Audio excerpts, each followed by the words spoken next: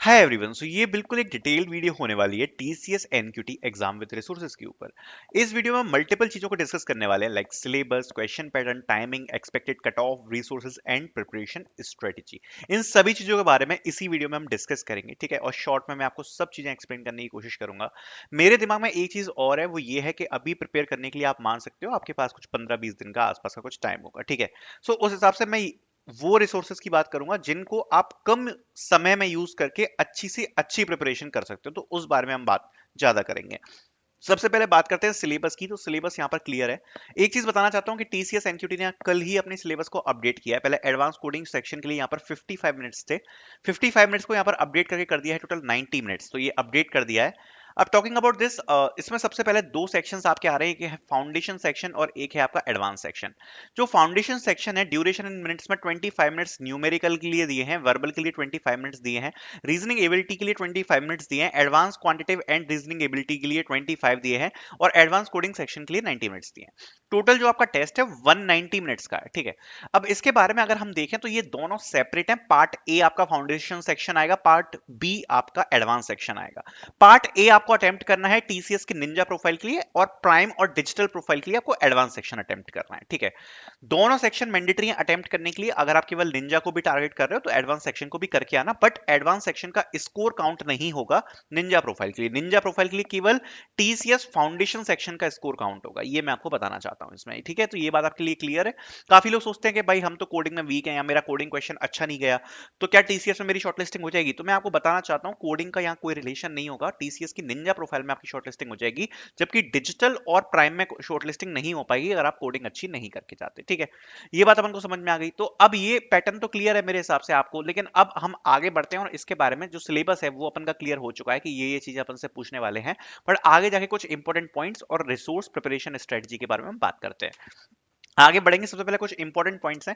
TCS NQT is an integrated test consisting of two sections, foundation and advance, ठीक है। while all are encouraged to attempt both section, advanced section is mandatory if you aspire for digital और prime। वही बात कर रहे हैं कि advance section mandatory है, और एडवांस सेक्शन में आपको बहुत अच्छा स्कोर करना पड़ेगा अगर आप डिजिटल या प्राइम प्रोफाइल के लिए जाना चाहते हो। डिजिटल और प्राइम प्रोफाइल दोनों के लिए यहाँ जो पे पैकेज होता है वो निंजा प्रोफाइल से काफी ज्यादा होता है। अभी इन तीनों की कंपैरिजन वीडियो भी चैनल के ऊपर आने वाली है, वो भी आ जाएगी, ठीक है। आगे बढ़ते हैं, बात करते हैं। यहाँ पे लिखा हुआ है based on the test performance candidate will be shortlisted for prime prime digital और निंजा इंटरव्यू, ठीक है। जब आप टेस्ट दोगे, टेस्ट में आपका कैसा परफॉर्मेंस हुआ, ठीक है, उसके बेसिस पर यहाँ पर आपको ऑफर किया जाएगा कि आपको प्राइम का इंटरव्यू कराया जाए, डिजिटल का इंटरव्यू कराया जाए, या निंजा का इंटरव्यू किया कराया जाए, या आपको रिजेक्ट कर दिया जाए। तो तीन तीन प्रोफाइल है, तीनों प्रोफाइल के कट ऑफ में लगभग मैं ये मानूंगा कि 10 से 15% का लगभग डिफरेंस आता है। आप ये बात बोल सकते हो, जैसे आप ये बोल सकते हो कि निंजा जो आपकी प्रोफाइल है ना, निंजा प्रोफाइल से लगभग 10 से 15% के ऊपर आपका रहता है डिजिटल, और डिजिटल से लगभग 10% के ऊपर रहेगा प्राइम। क्योंकि अगर इस बार ऑन कैंपस की बात करें तो ऑन कैंपस भी ये तीनों प्रोफाइल्स यहाँ पर शेयर करी गई थी। बहुत सारे बच्चों का सिलेक्शन हुआ है, एंड मेरे एक फ्रेंड का भी सिलेक्शन हुआ है, तो उनने भी अभी इसका एग्जाम दिया। उनसे मैंने काफी बातचीत करी, मुझे जो चीज समझ में आई है वो मैं आपको बता रहा हूँ एक्सपीरियंस कैंडिडेट से, और मैं उनका एक्सपीरियंस कैसे उन्होंने क्या प्रिपरेशन करी वो भी चैनल पर जरूर लाऊंगा। देन है TCS NQT will be conducted in TCS ion centre. जो टीसीएस के सेंटर्स हैं उनमें आपको जाकर एग्जाम देना पड़ेगा। एग्जाम आपका ऑनलाइन होता है, बट आपको सेंटर में जाना पड़ता है, ठीक है। तो ये बात समझ में आ गई। एडमिट कार्ड्स आपके आ जाएंगे। कई लोगों को ऐसा लग रहा है जिनको कंफर्मेशन मेल नहीं आया है। क्या कंफर्मेशन मेल आता है? तो देखो, जब आप अप्लाई करोगे अप्लाई टू ड्राइव में, आपको स्टेटस चेक करना चाहिए। स्टेटस में आपका आना चाहिए अप्लाई टू ड्राइव। अगर आपका आ रहा है कि ड्राइव में आप अप्लाई कर चुके हो तो आपका काम बन चुका है। अब आपको इसमें सेंटर आ जाएंगे, ठीक है, एडमिट कार्ड आ जाएंगे। आगे बढ़ते हैं मेन चीज पे, बात करते हैं सबसे पहले फाउंडेशन सेक्शन में, या फिर एडवांस सेक्शन में, आप जो भी मान के चलो। जो न्यूमेरिक एबिलिटी आती है, मैं उसका आपको यहाँ पर डिफिकल्टी और प्रिपरेशन बताने वाला हूँ, बट ये फाउंडेशन सेक्शन की बात हो रही है जिसमें टोटल आपको 25 मिनट्स का टाइम मिलता है। उस 25 मिनट्स के टाइम में आपको जो टोटल क्वेश्चंस देखने को मिलते हैं वो होते हैं 20, ठीक है, जो कि पिछली बार पूछे गए थे, इस बार पूछे गए ऑन कैंपस में। उसके हिसाब से मैं आपको बता रहा हूँ, थोड़ा बहुत अगर फेरबदल होता है तो आपको दिख जाएगा सेंटर में, ठीक है।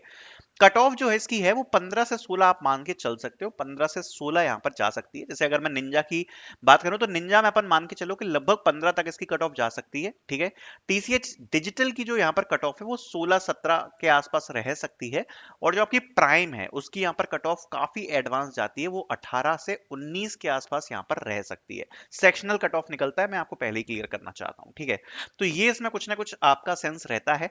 प्रिपरेशन मटेरियल की बात करें तो प्रिपरेशन मटेरियल में मैं केवल आपको एक वीडियो प्रोवाइड कराऊंगा न्यूमेरिक एबिलिटी की, ठीक है। केवल एक वीडियो आपको प्रोवाइड कराऊंगा जो कि knowledge gate KG placement channel पर डली हुई है। सो उस वीडियो को फॉलो करके सबसे पहले आपको क्या करना है, टोटल आई थिंक 14-15 आवर्स की वीडियो है, उससे आपको केवल एक बार सारे टॉपिक्स का आइडिया लग जाएगा, थोड़े बहुत क्वेश्चंस का आइडिया लग जाएगा कि कैसे कैसे क्वेश्चंस पूछे जाते हैं, ठीक है। सो वो बात तो ठीक है भाई, हमें वो चीज समझ में आ गई, बट अगर आप पे टाइम है तो आपको क्वेश्चंस ज्यादा सॉल्व करने पड़ेंगे। वीडियो मैं केवल इसलिए प्रोवाइड करा रहा हूं, जिन लोगों को स्क्रैच से कोई टॉपिक नहीं आता है तो वो उस वीडियो को जाके चेक कर सकते हैं, उस टॉपिक को देख सकते हैं किस टाइप के क्वेश्चंस वहां पे पूछे जाते हैं। प्रैक्टिस क्वेश्चन आपको इंडिया बिक्स से करने हैं। इंडिया बिक्स का लेवल टीसीएस एनक्यूटी के बराबर ही रखा गया है, तो इंडिया बिक्स की भी वेबसाइट आपको डिस्क्रिप्शन में प्रोवाइड करा दूंगा। तो ये जो भी रिसोर्सेज मैं बोल रहा हूँ उन सभी रिसोर्सेज की लिंक आपको डिस्क्रिप्शन में मिलेगी, डिस्क्रिप्शन में जाके आप चेक कर सकते हो। आगे बात करते हैं रीजनिंग की। रीजनिंग में टोटल आपको यहाँ पर 20 क्वेश्चंस देखने को मिल रहे होते हैं, जिसका कट ऑफ 16 to 17 जा रहा होता है। केवल एक प्लेलिस्ट आपको प्रोवाइड कराऊंगा रीजनिंग के ऊपर, जो कि इनफ है फॉर फाउंडेशन और एडवांस दोनों के लिए, ठीक है। प्लस आपको मैं एक चीज बताना चाहता हूं, यहां पर जो रीजनिंग है कभी कभार इसका कट ऑफ थोड़ा सा हाई चला जाता है। एनक्यूटी में जो निंजा प्रोफाइल है उसका कट ऑफ यहाँ पर 16 तक जा सकता है, और आपका डिजिटल का कट ऑफ 17-18 तक जा सकता है, और जो प्राइम है उसका कट ऑफ यहाँ पर 18-19 तक भी जा सकता है। तो रीजनिंग का कट ऑफ थोड़ा सा हाई रहता है, ठीक है। प्रैक्टिस क्वेश्चन फ्रॉम इंडिया बिक सेम वेबसाइट है, इसकी जो प्लेलिस्ट है वो होने वाली है कैरियर राइट चैनल की। बेस्ट प्लेलिस्ट है, मैं आपको कहूंगा रीजनिंग पे। अगर किसी बंदे को रीजनिंग बिल्कुल स्क्रैच से भी सीखनी है, एक एक घंटे की वीडियो है, नोट करते चले जाना, बहुत अच्छे से आपकी रीजनिंग निपट जाएगी। डिस्क्रिप्शन में लिंक प्रोवाइड करा दूंगा आपको, ठीक है। पूरे इंटरनेट पे सबसे बेस्ट वीडियो उसी चैनल पर है रीजनिंग्स की, मैं ऐसा मानता हूं, और आपको बहुत ज्यादा हेल्प करेंगी ये वीडियोस। मतलब रीजनिंग में आप बहुत अच्छा स्कोर कर सकते हो उस वाली प्लेलिस्ट के दम पे। बहुत शॉर्ट वीडियोस हैं, एक एक घंटे की, लेकिन बहुत ही ज्यादा अच्छी वीडियोस हैं, ठीक है। उसके बाद आपको प्रैक्टिस करने क्वेश्चन इंडिया बिक से। इवन केवल इस वाली प्लेलिस्ट के दम पर ही मेरा सिलेक्शन हुआ है आज तक कंपनी में। जैसे अगर मैं रीजनिंग की बात करूं तो रीजनिंग मेरी थोड़ी सी वीक थी, मेरा मैथ्स स्ट्रांग था, तो मैंने ये वाली प्लेलिस्ट फॉलो करी थी, और इस प्लेलिस्ट को फॉलो करने के बाद कुछ क्वेश्चंस प्रैक्टिस करे थे। जितनी भी कंपनीज मैंने क्रैक करी, मैंने एचसीएल क्रैक करी, डेलोइट क्रैक कर ली, मैंने सेपियंट्स क्रैक करी, जितनी भी कंपनीज क्रैक करी मैंने, उसमें जो एप्टीट्यूड वाला सेक्शन था, तो एप्टीट्यूड वाले सेक्शन में इस वाली प्लेलिस्ट में बहुत ज्यादा हेल्प करी थी, ठीक है। सो मैं जरूर आपको रिकमेंड करूंगा ये वाली प्लेलिस्ट को आप रीजनिंग के लिए फॉलो करें।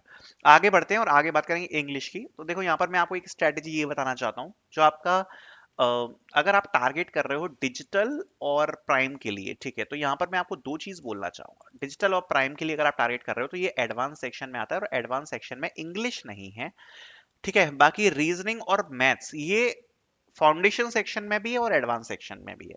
मैं आपको यही कहूंगा कि अगर आप प्रिपरेशन करना स्टार्ट कर रहे हो टीसीएस एनक्यूटी के लिए, तो आपको ये बात याद रखनी है कि आप फोकस ज्यादा करो रीजनिंग पे और मैथ्स पे। उसका मैं क्वेश्चन आपको उसका मैं रीजन दे रहा हूँ, ठीक है, मैथ्स और रीजनिंग पे अभी कह रहा हूँ, क्योंकि देखो इंग्लिश एक ऐसी चीज है, वर्बल एक ऐसी चीज है जो थोड़े टाइम में नहीं होती। इसको प्रिपरेशन करने के लिए थोड़ा ज्यादा टाइम लगता है, बिकॉज इसकी जो वोकेबलरी है वो काफी ज्यादा होती है, ग्रामर काफी ज्यादा होती है, ठीक है। काफी बड़ी बड़ी वीडियोस हैं, आपको स्क्रैच से पढ़ना पड़ेगा, जो कि आपके पेपर में भी उतना मैच नहीं कर पाएगा, जो मैं आपको अपने एक्सपीरियंस से बता रहा हूँ।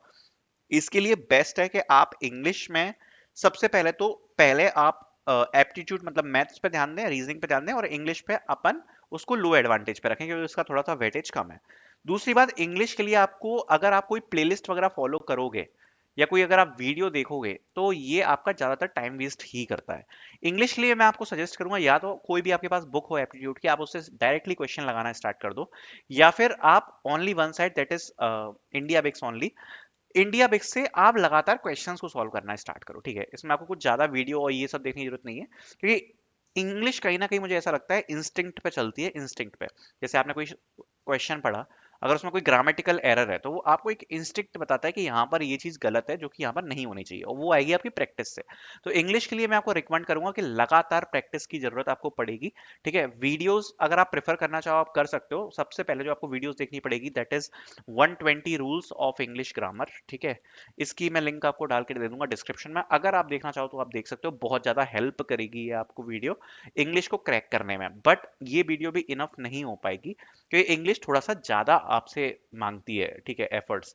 सो मैं आपको यही रिकमेंड करूंगा, अगर आप पे उतना ज्यादा टाइम नहीं है आप डायरेक्टली क्वेश्चंस को करना स्टार्ट करो। अगर आपको ऐसा लगता है कि आपके पास अच्छा खासा टाइम है, आप रूल्स वाली वीडियो को गो थ्रू कर सकते हो। कट ऑफ इसका 16 टू 18 के बीच में जाता है, टोटल क्वेश्चन 25 होंगे, only one site is enough for it. बात करते हैं एडवांस कोडिंग की। सेपरेट वीडियो गारंटेड आएगी, और गारंटेड मैं इसलिए बोल रहा हूँ क्योंकि मैं जो टीचर हूँ ना, मैं प्रॉपर कोडिंग वाला टीचर हूँ। मुझे कोडिंग में काफी अच्छी नॉलेज है, एप्टीट्यूड में मुझे ठीक ठाक पता है, थोड़ा बहुत गाइड कर सकता हूँ, बट जो मेरा पार्ट स्ट्रॉन्ग है वो है कोडिंग। तो कोडिंग को लेकर एक बहुत अच्छी वीडियो मैं क्रिएट कर रहा हूँ और आपके सामने लाकर दूंगा, जिसमें एग्जैक्ट टॉपिक्स क्वेश्चंस के बारे में मैं आपको डिस्कस करके बताऊंगा सेपरेट वीडियो में। ठीक है, सो ये अपन का टोटल रिसोर्सेज थे, वीडियोस थे, एग्जाम था, पैटर्न था। आई होप मैंने सारी चीजें कवर करी होंगी। Thank you so much for watching this.